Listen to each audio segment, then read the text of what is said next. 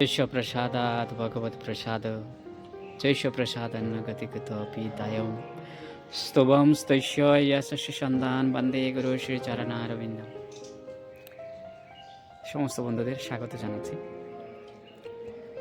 আজকে সুন্দর তিথি, সুন্দর দিন, বছরের অন্তিম দিনে সবাইকে স্বাগত।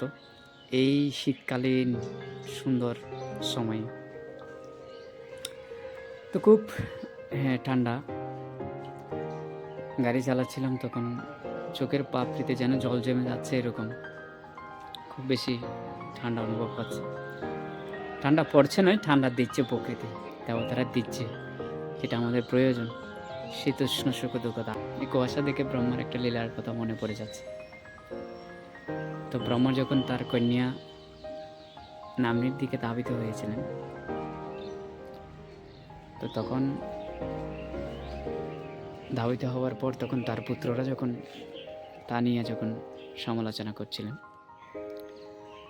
তখন ব্রহ্ম চিন্তা করছে, হায় হায়, আমার পুত্রটা আমার মনের যে বাসনা এটা নিয়ে সমালোচনা করছে। তো তখন ব্রহ্মা তখন শরীর ত্যাগ করলেন, যে না, এই শরীর আর রাখবো না। তো প্রভুপাদ তাৎপর্য শ্রীমদ্ ভাগবতমে বলছে যে কীরকম ত্যাগ, বলছে এই শীতকালীন যে কুয়াশা, যে এক্ষুনি কুয়াশা আছে, এক্ষুনি নেই। হ্যাঁ, রৌদ্রোজ্জ্বল পরিবেশ সুন্দর, বলছে ওর হৃদয়ের যে স্নিগ্ধ পরিবেশ হয়ে গেছে, সেটাকে পরিত্যাগ করেছে। তো আমাদের হৃদয়ে যেরকম বাসনা, যে খুব ঠান্ডা, বাইরে বের হতে পারবো না,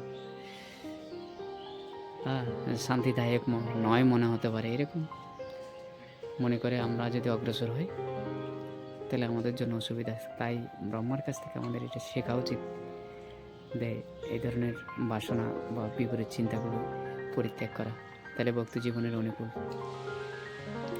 তো এখান থেকে একটা শিক্ষা। তো সবাইকে অসংখ্য ধন্যবাদ। নতুন পুরনো বছরের অন্তিম দিনে শুভেচ্ছা, নতুন বছরের অগ্রিম শুভেচ্ছা জানাচ্ছি। তো সবাইকে সুস্থ, শান্তি, সুন্দর, সুখময়, সুন্দর জীবন প্রত্যাশা করছি। হরে কৃষ্ণ।